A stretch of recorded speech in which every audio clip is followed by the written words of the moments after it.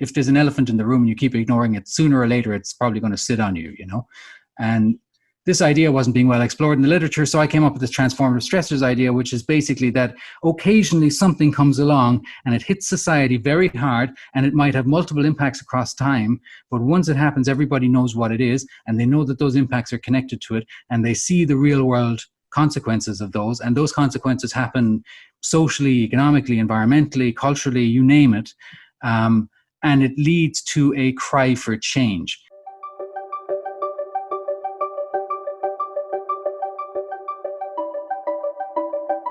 Welcome back to On the Level. I'm Jeff Hutton. I wanted to dive a little deeper into the realm of urban planning and the lasting changes in the wake of COVID-19. I spoke with Tony Matthews, a senior lecturer in urban environmental planning at Griffith University in Queensland, Australia. He's been writing in the online magazine The Conversation about the ways in which the COVID-19 pandemic has him reimagining cities. He sees the pandemic as a transformative stressor, something that causes profound social, environmental, and economic change. He sees urban morphology being upended as work from home and Zoom meetings remain the norm. And we begin to ask ourselves, do we need to devote as much space to business districts? And come to think of it, if that's the case, what do we do with all that existing office space? Tony says that we've had a taste of a lower carbon life, and the time is ripe to lock in the gains of lower CO2 emissions by greening up cities, shortening supply chains, and having a conversation about what it might be like to consume and travel less. Reach out to us on Instagram at onthelevel_podcast. For now, here's the interview.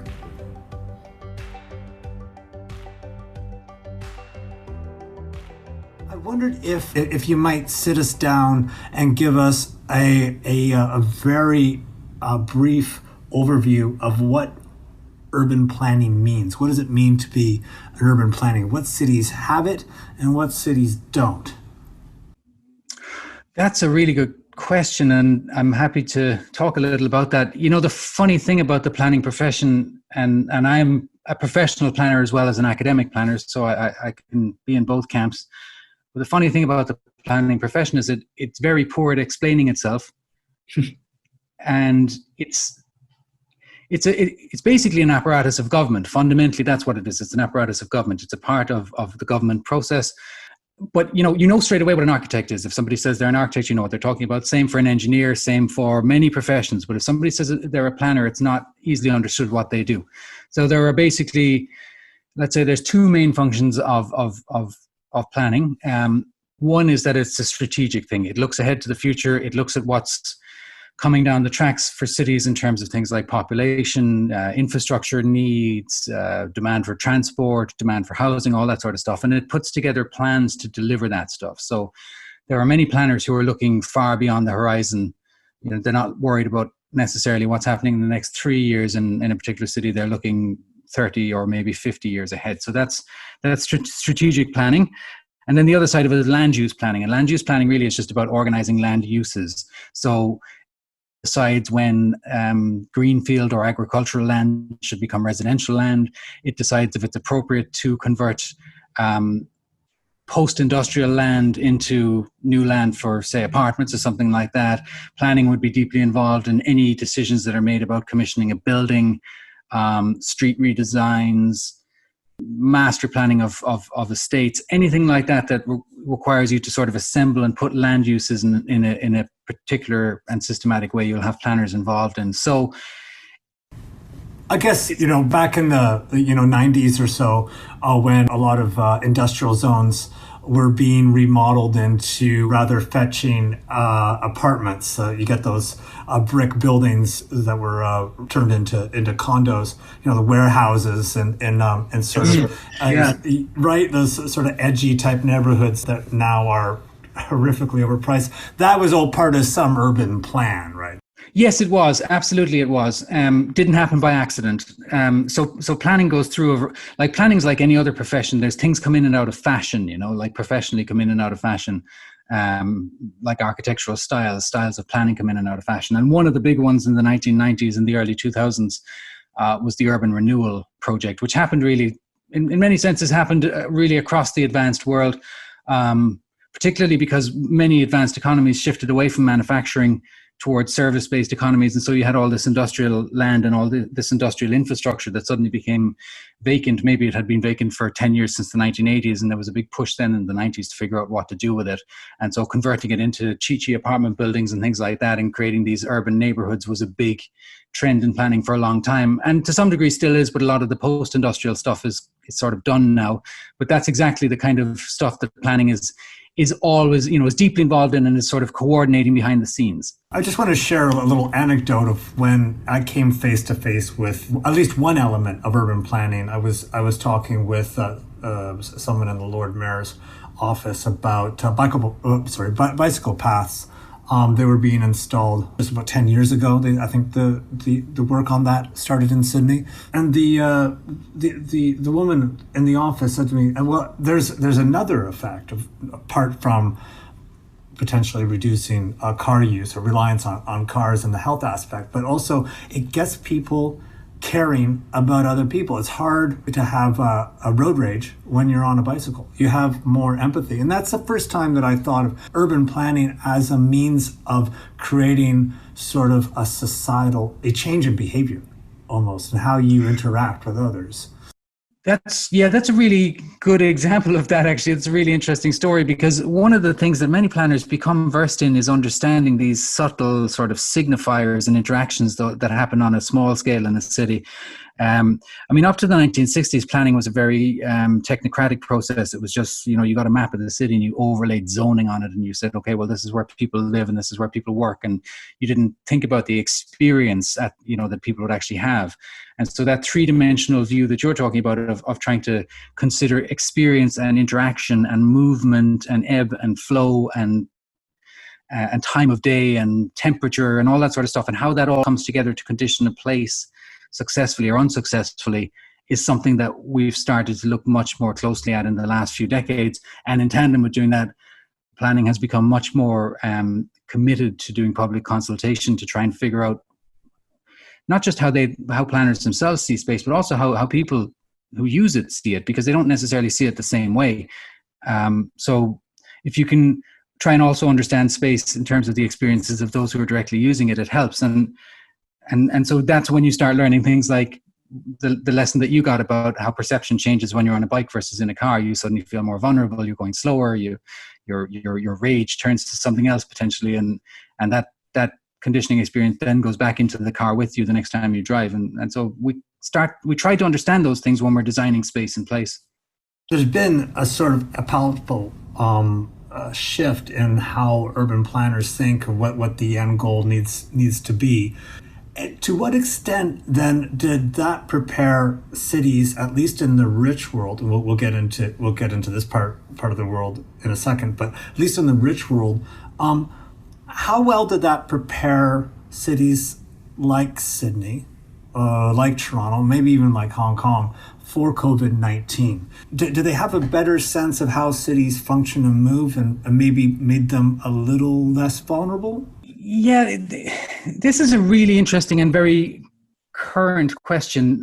So one of the big hypotheses that's going around at the moment about COVID, to some degree, the potential for transmission and infection clusters and things like that, is to some degree conditioned. The densities in the world had the most cases.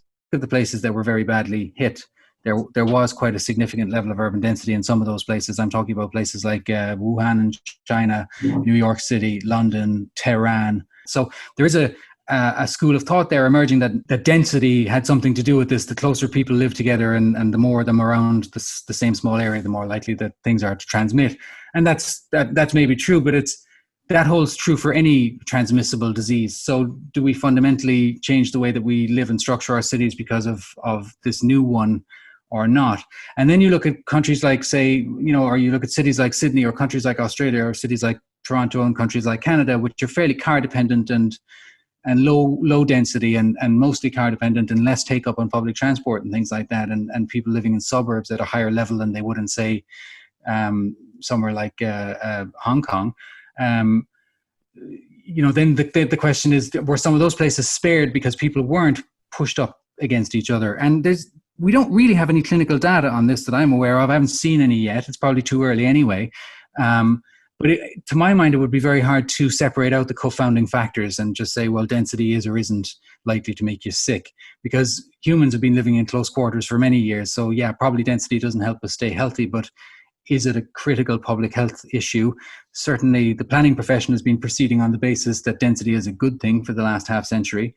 But the thing to always remember with this is ultimately it comes down to individual perception and behavior. So if people start to think that living in dense cities is not healthy for them or not conducive to a healthy life or whatever they're after, then they'll move. And it doesn't matter what planning has to say about the matter, if you see what I mean. Yeah, I'm quite puzzled, as I'm sure a lot of people are, how some cities, very dense cities like New York, copped it quite badly, COVID-19, whereas others like Hong Kong had a less acute experience. And I appreciate that to some extent. Experience with SARS may have made them more sensitive or predisposed to quick action. But Tokyo did not have, to my knowledge, an acute experience with SARS. And yet they also seem to have escaped, at least for now, any severe outbreak, certainly not on the same extent as New York. I was wondering, what are some general characteristics of a city that escapes pandemic and some that do not? How do you account for the discrepancy? Well, one of the things that all cities do is all cities do vulnerability mapping. I mean, well, never say all, but most cities do some degree of vulnerability mapping. So they look at what the hazards that face them might be, and that profile and risk shifts around depending on where the city is and what country it's located in and local climate and all the rest of it. So it might be fires for city A and floods for city B and earthquakes for city C. And so, for example, somewhere like Tokyo would be very used to emergency management planning and disaster preparedness because of their profile with things like seismic activity and earthquakes, and that across the whole of Japan, and the need to be able to assemble emergency response and have stockpiles and medical apparatus and things like that. So that's going to be one thing. So some cities will just naturally be better prepared than others for natural disasters, which is basically what a pandemic is. I think it's less a function of planning and probably more a function of health systems as to, in terms of distinguishing the cities that did well or poorly in vis-a-vis their stockpiles of face masks or whatever. But also cultural compliance comes into it too, and I think this was something that probably was demonstrated quite vividly in some Asian cities where lockdowns were enacted very swiftly and people went along with them absolutely with obedience and really got with the program, and that would be deep in some Asian cultures, and there was probably a little bit more resistance to that in places like New York, where there's more of a focus on individualism and less a focus on the group as a whole. So that would come into it too, I would have thought. I think one of the things that probably tripped up the US is just that with this health system that they have, probably a lot of people were unwilling to seek treatment early for fear of a medical bill. And then New York has so many people living there, and it was really in a bad time of the year in terms of weather and things like that. And New Yorkers live at a high density and they're on public transport. Very few people own a car, so you're constantly exposed, and probably a little bit less social compliance than you would have seen in some other cities, particularly in Asia. But I'll tell you what, everybody better be ready for a pandemic after this, because there's no excuse. Nobody can say we haven't had one in so long we've forgotten how to prepare anymore. Yeah. And if you look at the history, actually, we've been having pandemics, or epidemics at least, in some form or another every 5 to 10 years. So there's really no excuse for this one. You wrote in the conversation last month that this pandemic amounts to a transformative stressor. And you define it, a transformative stressor, as something that comprises a profound shock for virtually everyone in a city. I wonder if you could elaborate a bit on that. Yeah, so I'll have to go back a little bit on this one, because I've had that transformative stressor thing's been around for a few years now. When I was studying for my PhD about 10 years ago, I was I was failing to find an explanation in literature as to why some social institutions change and others don't when they're faced with a shock. So what I mean is that, for example, if you think about social institutions as things like laws and rules and regulations and social norms and traditions and all kinds of things, right? There tend to be a certain number of factors that need to be present in order for an institutional change to occur. That is, that you come up with a new law or something. So one of the things that's required is a shock to the system. So something that forces you to look at the existing system and think, actually, we need to change this a little bit. And what I couldn't sort of find was an accurate explanation in literature for the kind of stress that something like climate change posed. And what the literature was saying up to that point was like, if you've got a big enough stressor and you ignore it, then it just, that's kind of that. There was no real explanation for what comes after. I mean, if there's an elephant in the room and you keep ignoring it, sooner or later, it's probably going to sit on you, And this idea wasn't being well explored in the literature, so I came up with this transformative stressors idea, which is basically that occasionally something comes along and it hits society very hard, and it might have multiple impacts across time, but once it happens, everybody knows what it is, and they know that those impacts are connected to it, and they see the real world consequences of those, and those consequences happen socially, economically, environmentally, culturally, you name it, and it leads to a cry for change. And if that change then doesn't occur, what ends up happening is the people who should have made the change start to look irrelevant, and the stress or the transformative stressor continues to get worse. And so that was kind of a description of climate change in the sense that, like, climate change might have an impact on a country and the government might choose to ignore that impact or not link it to climate change. But next year there's going to be another impact and another impact, and each impact is going to compound on the last one, and over time it's going to transform your institutional settings and your laws and your policies and your procedures and everything, because it will become too hard to ignore the problem. Because a lot of problems go away after a year or two, but things like climate change don't. And that's the difference. And there wasn't an explanation for that in literature, so that was where transformative stressors came from. And I hadn't used it in a while, and I got to thinking about COVID-19, and I thought, really this is like a transformative stressor in its own way, because even though governments seem relatively well prepared to some degree to respond to it, it has affected people profoundly, and in some cases negatively and in some cases positively, but almost everybody probably has a slightly different perspective on the world and how they're willing to interact with it physically from here on, because of this experience. And so I thought, well, this is probably going to some degree start a resetting cycle in terms of our priorities for city spaces, like, because we're going to potentially in some cities, for example, start to see a big resurgence in demand for outdoor walking facilities and, public infrastructure, like park benches and public toilets and things like that. And people, there's been a big upsurge in things like cycling and working from home and all of these things. So in a sense, we've now entered a phase where this external event has upended our normality, and it has upended our perception of normality as well. And so if we need to craft a new normality, we need to think about this event potentially as being ongoing, as transformative stressors sometimes are, because we don't know where COVID is headed long term. And also these changes will take time, but there I suspect there's an embedded demand for change now. And so we're going to start seeing a lot of pressure coming on governments and local councils and so on to respond to some of these new perceptions that people have around the world, particularly when they live in cities, in terms of what they want or expect. So that's kind of why I put it that way in terms of being a transformative stressor, because I thought it just has the potential to keep changing our perception. And if we don't do something about it, we're really badly off. And if we do something about it, we're going to probably have to approach it as an incremental change, because there's no fixed solution here, but it's going to have to become a kind of an ongoing process.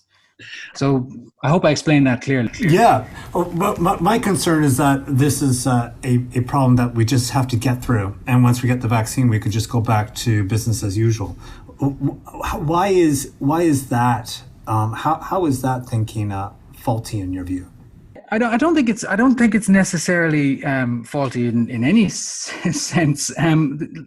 It's funny, because when I wrote that piece for The Conversation a month ago or so, and I was talking about sense of place, and in that month a lot has changed in terms of how open the world is where I live, and most people seem perfectly happy to go back to normal and sort of aren't really questioning anything anymore. It's like we had a moment in time, but that sometimes happens, and that's nothing more than my own perception.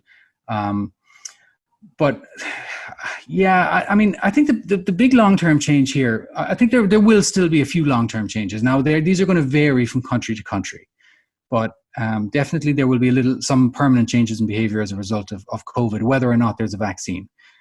Because I think it's, to some degree, what's happening here is we're reappraising our lifestyles as well as our risk and vulnerability to catching the thing. So by trying to reduce our risk and vulnerability of catching it and going home and retreating to the suburbs, as a lot of people did, for example, that also caused us to change our lifestyle and perception around lifestyle. And so that's going to have a long-term effect for some people. For example, I think there's going to be a lot more remote working. I don't think we're all going to go back to the office now, whenever the time comes, with or without a vaccine. I think a lot of people are going to find that there's value in having 2 days a week in the office and 3 days at home, or vice versa.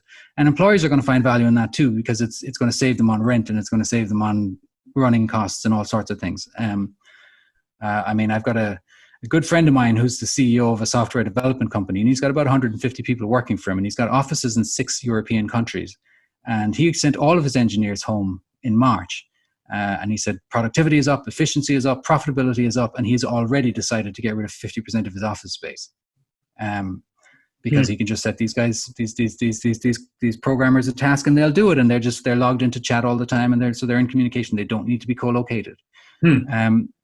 And so when you're not commuting, you get a couple of extra hours a day. Most people do as well. That's the other thing. You get some extra time in your day, so you've got a bit more time for exercise. You've got a bit more time for your children or your dogs or whatever you're interested in, or your garden, or what if you have one, or just whatever, and that becomes valuable. So I think people are going to put a bit of a premium on that. And so we're going to start to see a renegotiation of the work-life arrangement, or maybe more of a blending of work and life, probably more people getting serious about having functional home workspaces, more houses being brought on stream with study spaces and office spaces. I was just in an apartment recently, a brand new one, which was a 1-bedroom apartment with a home office. And the home office was not big enough to be a bedroom. You couldn't put a bed in there, but it was a very nice little office. So it was clear what the intention was. And I just keep hearing a lot of flexibility from employers about what they're willing to enter into with employees, because we've had 3 or 4 months of data around this now. And so employers will know if it works or not, and they'll know if it's making them money or saving them money or losing them money, so they can make a call on it. And if we do have a reduction in people going out to work every day, that's going to cause changes in traffic volumes and flows, and it's going to reduce demand probably for things like public transport, which is a bit of a problem for government. And there's going to be pressure on government to provide infrastructure, but the types of infrastructure that may be sought will not be what they once were. And so I suspect there's going to be a period of renegotiation, a period of transformation, and it's all caused by this stressor of COVID-19. So that's kind of, I guess, what I was saying. But I think what's ultimately going to happen here is people themselves are going to start putting their hands up and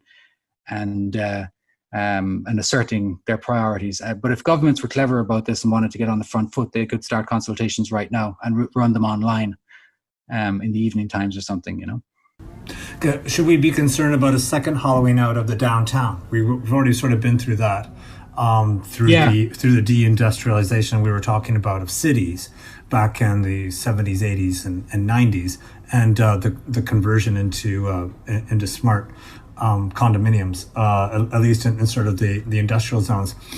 The downtown hollowing out again, or is there an opportunity to move to more mixed use in those areas? Yeah, it's going to be an interesting one, because and it's going to play out differently in different places. Like parts of downtown areas that are just, building after building that's mostly just commercial office space that you can rent out, by the floor. You've got an insurance company on floor 10, and you've got a finance company on floor 11, and that kind of way. Those areas, those downtown areas might take a hit, all right. They might definitely take a hit, because there's a sort of a monoculture, if you like, there. There's sort of a homogeneity of activity. It's just basic office space. I mean, it might even be high-tech office space. But, you think about that's probably going to take a bit of a hit, and then so too will the surrounding businesses, the ones that the secondary industries that are living off of it, the restaurants that are serving lunches and coffees and things like that, and all of the businesses that are supplying into these offices, they may well suffer from that. But it's also going to be an interesting question in terms of what you put instead. Because like there's a few problems. Well, one is that like office buildings can't just be converted into apartments any more than shopping centers can be. So right. If you have an empty apartment building or an empty office building, it's not an easy thing necessarily it's not even necessarily cost effective to turn it into apartments. So you might be able to do that, but if you're going to do that and you're going to ask a lot of people to live in the area, then you're going to need to give them things to do and places to go. And so you're going to need to find incentives to encourage other businesses to open up there. And also these people that are moving into the area themselves are going to be looking for work and probably going to be wanting to be located close to work. So if employment levels in the area are declining, it's going to be hard to get more people to live in the area sometimes. So you've got some of these issues going on. There's been a more modern trend towards kind of co-locating certain types of industry. So for example, there's a big push in most advanced economies right now towards science and the STEM agenda, science, technology, engineering, and mathematics, or STEAM as some people call it. They include arts in there as well. So what you see with that is, so for example, you'll start to see more, I'll give you an example of one of the campuses from the university that I'm at, Griffith University. They have a campus which is in the midst of a knowledge precinct, and so next to it is a public hospital. There's a private hospital. There's private medical clinics. We have, and all of those are teaching hospitals. There's a large residential village. It's on a tram line. There's a university there employing a few thousand people. There's a couple of thousand students around there at any one time, hundreds of beds in the hospital. And so this whole area is kind of functioning around this knowledge economy idea of co-production of knowledge and health innovation and all this kind of thing. So places like that, or software companies that use campuses or university campuses, those kinds of places will probably fare a little better longer term, but it's the more kind of generic downtown office building that I think is going to be the first one to go. Or the first one to suffer hard. And it's as I say, it's not necessarily a simple answer to come up with what to do with that space or how to rejuvenate that area into a community or into something else. It's hard to think. It's hard to think of how you can change a bank headquarters into a block of flats or a shopping mall. Maybe an opportunity to do some urban farming or something. Imagine that. I think if you're going to get really out there about it, those may be the sorts of things that you might have to consider. If you're going to really, and I think it's a time for some considerable amount of imagination. So that's actually not a bad one, Jeff. I might have to take that one. There you go. How concerned should we be about the outlook for public transport? Any sort of erosion of the demand equation for, say, the MRT here in Jakarta would be absolutely disastrous. Simply cities rather, in this part of the world, up in Southeast Asia, just cannot afford any reversion back to cars. Places like Bangkok, Jakarta are suffering greatly from gridlock and seem to be keeping back the ocean with a broom with respect to traffic. This threatens just to knock the whole thing over. Should public transport be concerned, or is it just a matter of public education and time? Oh gosh, it's to go back.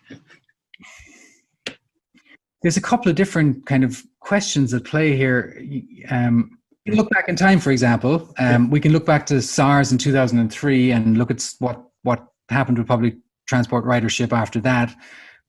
There were a couple of cities, most notably Beijing, saw a sustained decline in public transport ridership. Again, presumably because people were concerned about proximity and the chance of catching something. Now that could be a good or a bad thing for a city long term. So one of the things that really pressurizes Asian cities is that they're urbanizing very quickly, and most cities urbanize as in their urban populations grow faster than their capacity to provide infrastructure. And so you end up with public transport systems particularly coming under enormous pressure, and sometimes running far in excess of what they were designed to be running at. So if that's your situation and there's a 10% drop in public transport ridership, you might be happy enough, in that regard. But if those 10% jump in their cars, then you've got an even bigger problem. Now, if those 10% just stay home and work in their home offices, then you've got a different proposition again.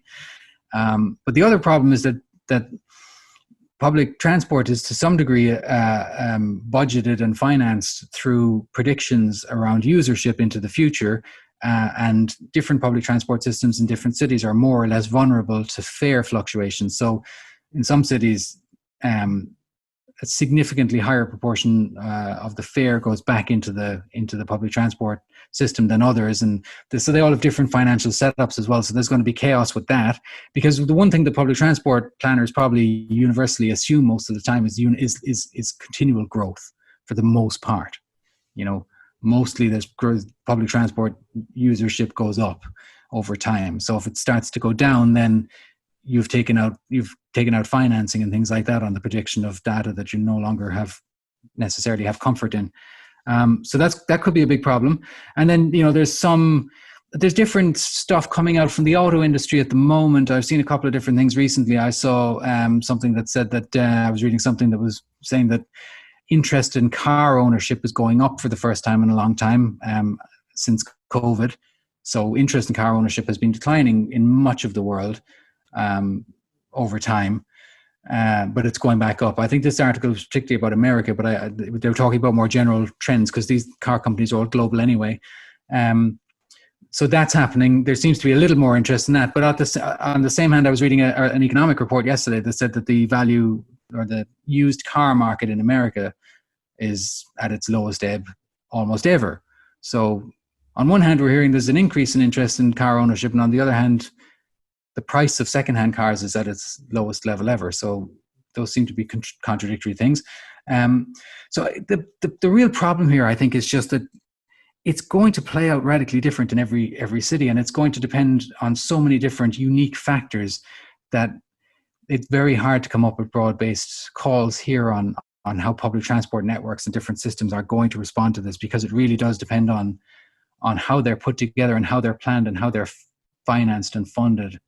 And you've got a very unpredictable factor in all that, which is user behavior from here on.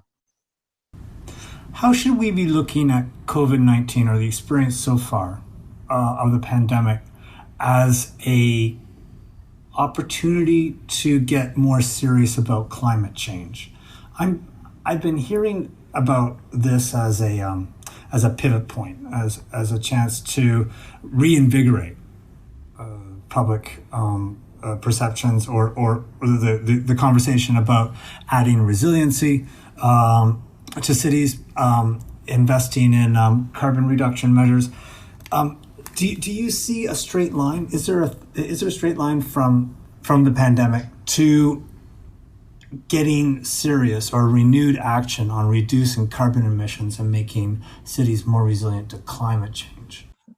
This is an interesting one. And I'm glad to talk a little bit about this, because one of the things that, and I've been in climate change response, particularly climate change adaptation in cities, for a long time now. And one of the things that I've come to learn over time is it's all about how you frame the problem or the opportunity. Mm. And so, we have a couple of things happening. There's the kind of, again, there's the reality of what COVID is doing to things like global carbon emissions, and we've seen images of much clearer skies over many cities, and the news has been full of data about air pollution levels falling and carbon emissions falling and all that kind of thing, because that makes sense if industry shuts down and a lot of the transport network shuts down. So we've got that, and so some people seem to be kind of cheerful about that, especially people on Twitter. But on the other hand, we've actually got something going on here that hasn't been popularly pointed out. And that is the fact that ultimately carbon emissions are a product of I mean, you can argue against this in somehow, but they're arguably they're a product of consumption primarily, right? Like if you have a large global population with a high consumption pattern, you're going to have a high carbon footprint compared to even a larger global population with a low consumption footprint. It's the classic thing of, you look at the difference in carbon footprint between somebody in Australia and somebody in South Sudan. It's like your opportunities in life and the consumption opportunities that you have are, quite closely tend to mirror your carbon footprint. And some of us, to some degree, it's unavoidable. You're kind of locked into it, depending on where you live. Sometimes you have to drive and things, But what we've had over the last few months is that we've had a huge change to our consumption patterns globally. And you think about that in climate change terms. So one of the big things that drives climate change and drives climate change campaigners crazy is flying. I mean, they all do it, right? But it drives them crazy anyway. They don't necessarily see their flying as sinful, but generally they're not for it. Now, the global aviation industry has practically been grounded for a few months.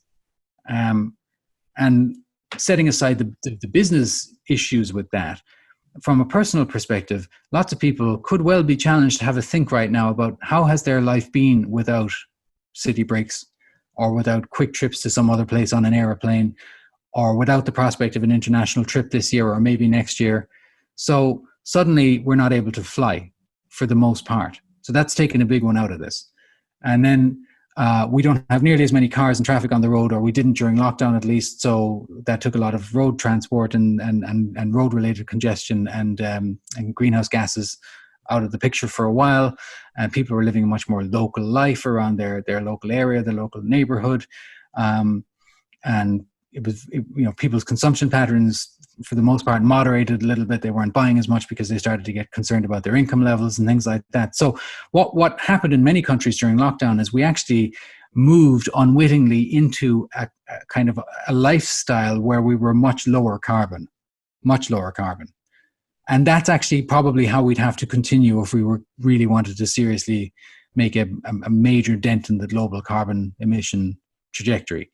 If that's your ideal, you have to start giving up lots of things.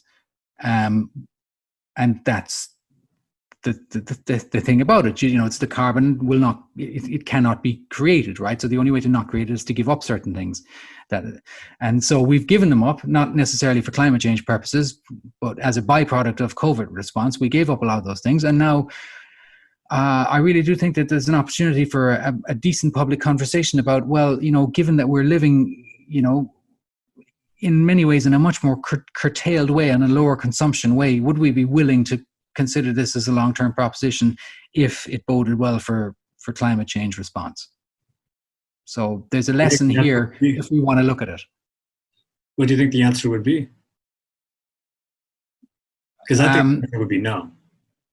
Oh yeah, it would almost certainly be no. But but that would follow everything else around climate change, because climate change tends to be, an escalating concern. The more materially well off you are, and the more comfortable you ultimately are, the more you tend to be alarmed about climate change. If you're in the 2 billion people that are still on less than $1 a day, it's not something that you have time to be worried about, But the big problem is that the more that you have, the less you're willing to give up in some respects. So there's a lot of hot talk about climate change and people being willing to do the austerity or whatever, but most probably won't, or they'll try and reason their way out of it or whatever. But that's kind of what you'd be looking at in a sense. It's like if you really wanted to cut, carbon emissions by 20-30% year on year, this would be the way to do it. And the other thing is there's a lot less demand for international. So almost everything, almost all of the products that are manufactured in the world are moved around by ship.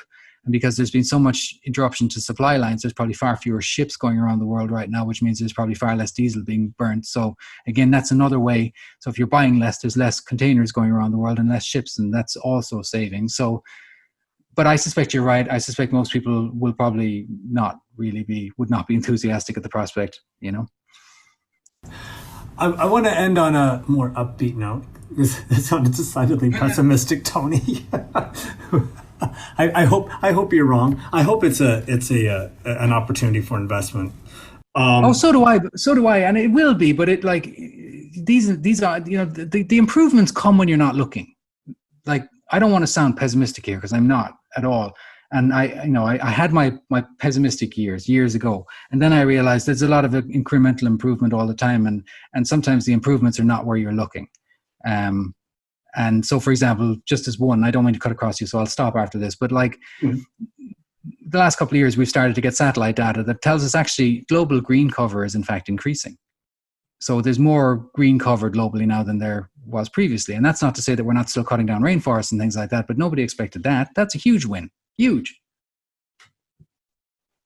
And that's down to conservation, and it traces back to countries improving their economic systems so that people who would have, particularly what would have happened is, burning off of natural lands to create farmland illegally in some cases, that's curtailed because people have found jobs in factories and things like that. So that land has either not been burned or has been remediated through conservation money that has been generated through tax. So there's there are improvements here all the time. And it'll be very interesting to see how political views in places like Australia, which has tracked well to the right when it comes to climate change, with the double whammy of the fires last summer, and COVID-19. I wonder if this might be some way of changing the political rhetoric around climate change and being, faced existential threat back to back over 6 months. I wonder if there's an electorate that is well and truly primed for change there in Australia. Not your ballywick, I know you're an urban planner, but you're there, so I wonder. Well, I've been here for a long time, and when I came here in 2010, climate change was the biggest topic because this was coming out of the Kevin Rudd years and Kevin 07, and climate change is the greatest moral challenge of our lives and all this kind of stuff, right? And climate change was big business here, and there was significant support across the political spectrum and a lot of public support for it, and I've seen that wane over the years. And it's a bit dispiriting in some ways, but it's a funny thing here because it's like climate change gets like they just divide things up in Australia into sort of like, if you like, left and right wing topics, which is not even a useful categorization. But it's like if you're for this and this, then you can't also be worried about climate change. And if you're worried about climate change, then you must also support these things. And it's like choose one or the other, And it's a funny thing because you have one political party that's perfectly happy to talk about climate change, and another one here, I'm talking about at the federal level, that's not really interested in even acknowledging that climate change is a thing, but necessarily will talk about disaster response and how to deal with these major impacts like bushfires and things like that. But you won't get that side of politics sort of saying, well, these bushfires are a stern lesson for the future if we don't do something about climate change. That they will not connect the two. And so in a sense, as a member of the voting public here, you only get to choose one of the two. And if you choose the side that has no interest in climate change, then they won't represent the issue at all. And it's got more stark here, and it's got more divisive. And I suppose so as politics generally in a lot of the world, it's got more polarized, but certainly seems a harder thing here. But there's a huge amount of public concern about climate change here. There's an awful lot of activism and a lot of significantly high levels of awareness, particularly amongst the younger cohorts, the under 40s, or at this stage even the under 50s. It's really a kind of it's a minority that are kind of dead against the climate change thing here, and they're a powerful minority. But there's a lot of public support for it, but it doesn't seem to translate into at the election box as the way it used to, and politicians are certainly not as concerned about climate change as they once were, and they definitely won't be after COVID for a while. You were saying that COVID-19 has been a demonstration of what it might take in order to reduce carbon emissions sufficiently to avoid a 1.5 or anything more than a 1.5 degree warming of the planet. I think a lot of studies have demonstrated that it's actually not enough. I only guess it's part of the way there. It's going to have to be more. What are some actions that cities can take in order to lock in those gains and actually do better? Okay, so you like basically you got to look at the source of the problem when it comes to cities. So one of the major greenhouse gas contributions from any city is the energy, electricity, whatever that is used to power buildings and to keep them either hot or cold, depending on what you need. So building energy use and building energy patterns, that's a huge one. So cities could be a lot smarter about insisting on higher levels of build quality, better materials, better energy efficiency, more passive design, anything like that that improves the energy performance of buildings will make a huge difference. And some cities have already been doing this. Adding more urban greenery has a demonstrated benefit in terms of taking gas out of the air, not at street level particularly, but also helping to adapt to climate change by reducing things like ambient air temperatures in the summertime and things like that. So cities that have a good urban greenery agenda, like say, for example, like Singapore is probably the world's best. All of that greenery is producing huge benefits in terms of climate change management, both in terms of gas abatement, greenhouse gas abatement, and also in terms of reducing some of the effects around heat and things like that. That's a big one. Investing in public transport and cycleways and walkways is a big one. You know, the less cars on the road, the better in terms of your greenhouse gas profile. So if public transport it might be that for some cities post-COVID, the public transport, the focus on public transport will give way somewhat to a focus on cycling and walking as alternative forms of active transport. So that's another big one. So those three matter.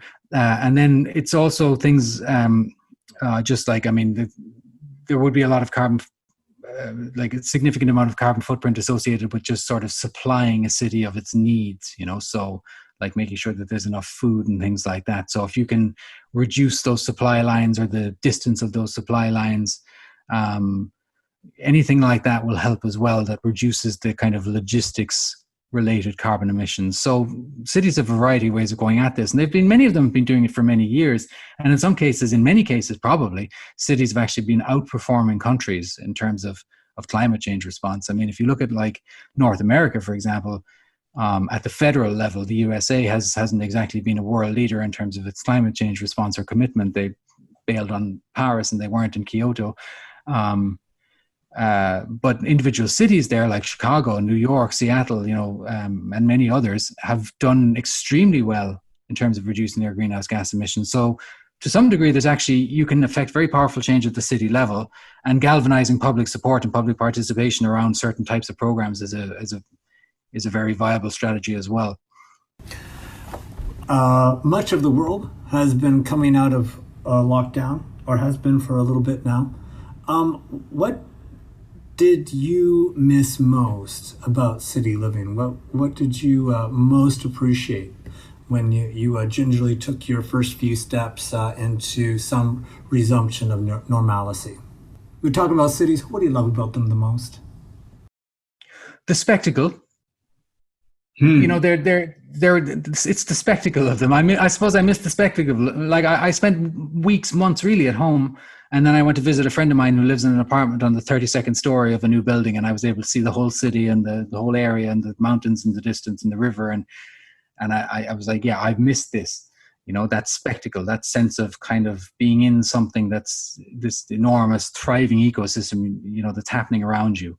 I missed that, you know, that sort of slightly intangible energy that goes with it all. And you wonder, at least I wonder, how it's all staying together. You know, I mean, anytime I'm in a city, I'm impressed by what I'm seeing and the scale and the detail and all that sort of stuff. But mostly at the back of my mind, there's this constant voice going, how the hell is this all hanging together? Why is this working? You know, why is this not absolute chaos? It's like, it's amazing really. If you think about it, it's like the human body. You take all these parts and you put them together and somehow or other they work. And so when you're not in the city, you get a little detached from that feeling. So when I got back into one there recently, I did enjoy that part, and that's what got me interested in the topic originally. I always kind of liked cities, but I remember I took a trip to Chicago one time about 20 years ago, and no, it wasn't quite that long, but I just remember thinking, like, what a place, what a spectacle. And I'd been to many cities, but I just remember thinking that one was just something else, you know. And so I've always kind of had this appreciation of cities as places and the lives that are being lived there outside of your own. And so it was nice to be back around that. And I definitely have missed it. I've enjoyed this conversation very much because, like you, I also love cities and I wish them good health going forward. Tony, thank you so much for this. It's been really instructive. Jeff, it's been an absolute pleasure. Thank you. I really enjoyed it. And thanks for having me on and giving me a chance to think about some of these things with you. All the best. Same to you.